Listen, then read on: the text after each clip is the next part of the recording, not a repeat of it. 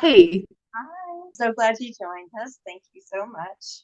I would like you first to tell us your name, where you live, and what you do in the world currently. my name is Marieke van Donkersgoed, and I live in Washburn, Wisconsin. That's way up north and very rural. And what I do in the world, well, I'm the owner of a real estate company, so that's where the money comes in. And then I work probably about 50% of my working time as an end-of-life doula. So you said 50%, right? That's a lot. Yep, yep, of my time. Yes. So what was going on in your life when you discovered the end-of-life doula concept? Well, that was kind of interesting. In 2012, my mother was diagnosed with stage 4 pancreatic cancer, and I went to take care of her. So I went to live with her, and she immediately decided not to take treatment. She was 83 at the time, and she wanted to die at home. She wanted quality of life.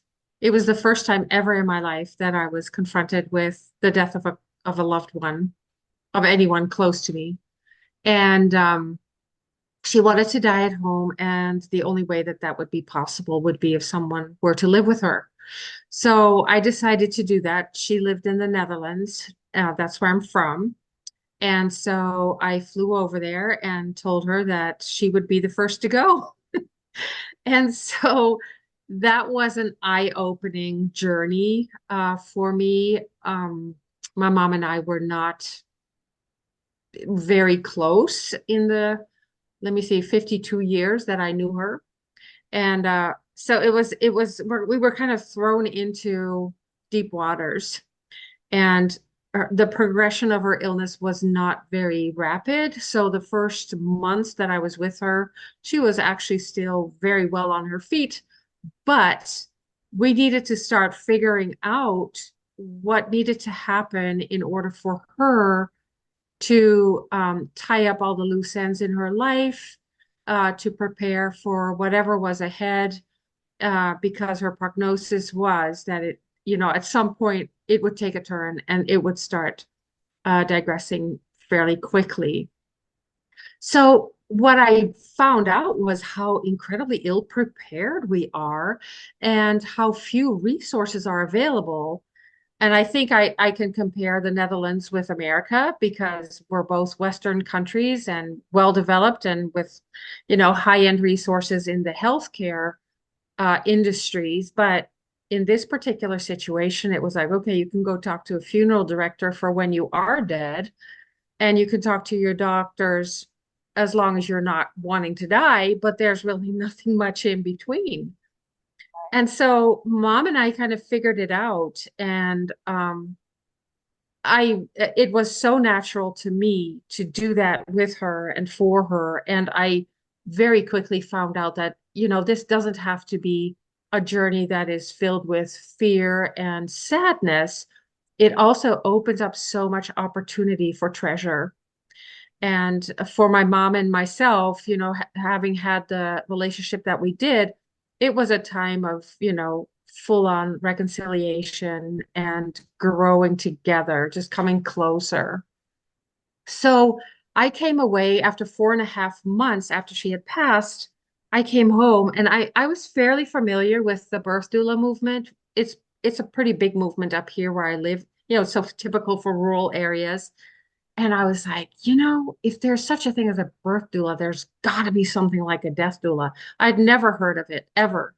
And I Googled, and lo and behold, Deanna Cochran was in my life. And that's how it happened.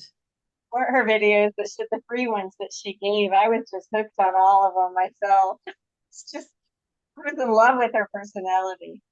She's just so wonderful. That's pretty much how I found her too. But what a gift to be able to have that time with your mom. So beautiful. Absolutely. Yes. I would grant everybody the beauty of that. And I think that, when Deanna and I started talking, because it was fairly early on in her building, the school and the course at the time, we had so much in common. We had so many similarities on our journey, albeit that she came from a medical background and I know nothing, knew nothing, know a lot Right. now, but knew nothing about the whole, medical system with regards to death and dying. Um, and I could never stand blood. So Right. See, and it has nothing to do with it, really.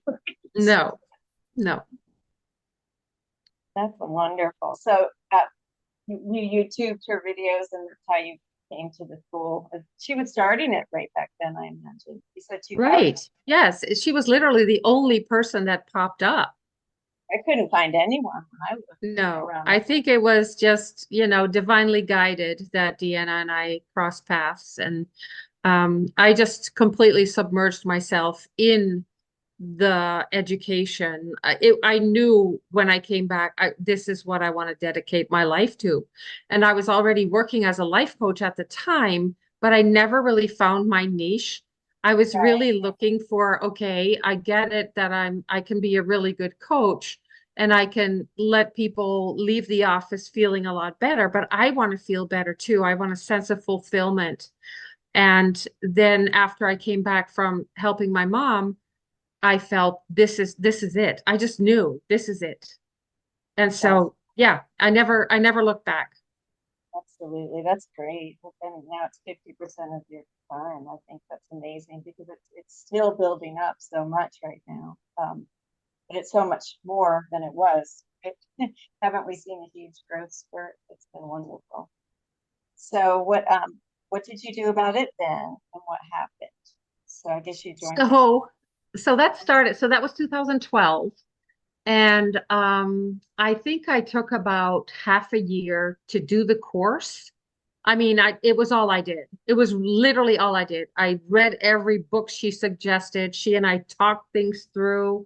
I mean, I just could not do that work. And I had all the time in the world for it because at the time I was kind of in between things. So I could dedicate a lot of time to studying and working through the material. And I just got more and more excited. But then you really want to start your business. And of course, I had a coaching practice, but turning that around to something, directly related to death and dying with the very high threshold that is there in our society, it wasn't easy. And I have to say, there have been times when I said, I can't do this. I went to Florida for 3 years not because, but my husband went to work there in the winters, and I said, well, I might as well go there because there are a lot of old people. I'm sure that I can learn a lot there, about end of life. Well, actually, that was not true at all, because if there is a death denying state in the United States, it would be Florida, where everything is about not dying. Um, but I did meet a lot of holistic and spiritual practitioners, which was helpful. And then in 2016, when I came back from Florida, I started in all seriousness and built my um, Center for End of Life and Grief Resources, which is my Cypress Center. I have that here by my house. It's a space that I've dedicated to commercializing what I do and having a good meeting room where people can come together for kind of death cafe type meetings. And that didn't take off either, really, in 2016. I mean, it's been a long, hard struggle. At times, I felt so disheartened, but the calling was there and it was getting louder and louder and just continued to tell me, just keep moving forward, just keep learning, even if nothing is coming in, make sure that you keep filling your brain with more knowledge and read up and all that stuff. So I did. And then, so here and there, I did have home clients. I did have people that knew about it. And actually, my first home client was in 2012, right after I came back from being with my mother. And that was a really great experience that started when I volunteered in a nursing home. And I didn't volunteer necessarily as a doula, but I was hoping to connect with people and to have the conversations that would kind of lead to something. And it did. I mean, very early on that did, and I was giving my guidance there in that home until the gentleman passed away, and his wife has been a great advocate for my work. And the interesting thing that I immediately noticed was she was so enamored with what we did together that she's already took off teaching other people. The ripple of it, it's I kind of love that. similar to, yeah, it's kind of similar to people who, go volunteer at hospice are people that have felt something, you know, close to a loved one who has passed or some experience that opened that up. I always see that as a door opening to your heart somewhere and then needing to find that feeling again. And once you've experienced it, it's like, it becomes an addiction. Exactly. Well, it's so beautiful. Who wants to feel anything but that, right? It's just such a Right. Yes, beautiful exactly. So over the years, it's been a home client here and there, and I've done a lot of grief courses and given grief courses. I have a 5-week course that I put out there several times that's been very well received, but it's not really where I'm really, it's a good part of it, but it's not really what I want to do. And so, how did I get to where I am right now? I actually started volunteering at our local cancer center.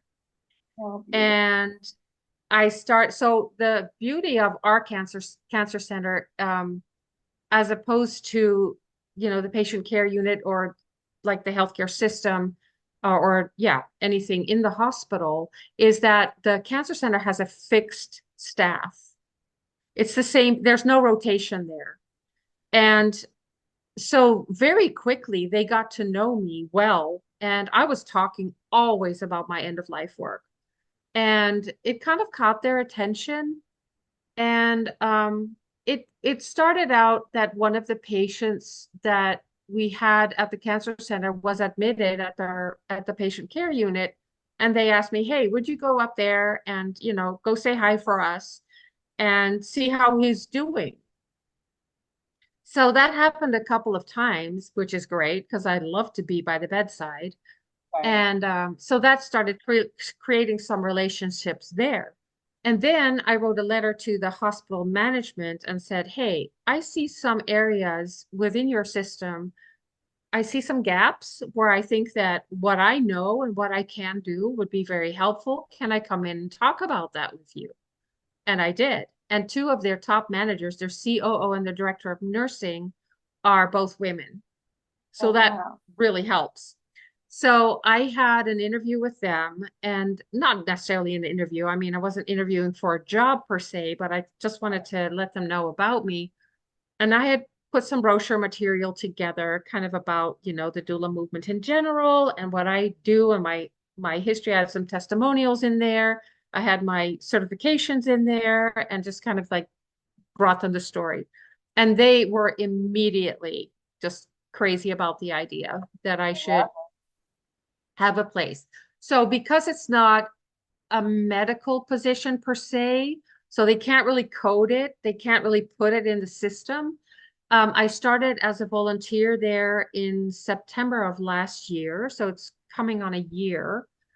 Half of my time, so 8 hours a week, I spend at the cancer center, and 8 hours a week I spend at the patient care unit. And outside of that, I do home visits and I do nursing community visits. So it's pretty much every free couple of hours that I have, I'll go and do this work somewhere, somehow.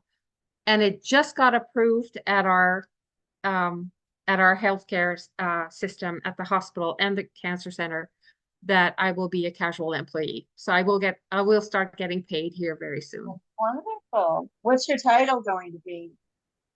I just call myself doula. That's what I've had on my badge. It Beautiful. opens up the question. I don't put end of life doula or death doula. Most people know about birth doulas up here. And if I just have doula on there and I'm walking around on the patient care unit, they're going to ask me what a birth doula is doing there because that's what they related to. And it immediately opens up conversation where I say, oh no, I'm not a doula for birthing. I always say I'm a doula for the terminally ill, the dying, and everybody who loves them. So that works for me. I just have Yeah, but doula. there's such an avoidance with the end of life and with death for so many people. That's probably Yeah. smart. I think that's a great idea to just have a doula. Yeah, works for me. Is there anything else you would like to add? This has been wonderful, very informative and helpful.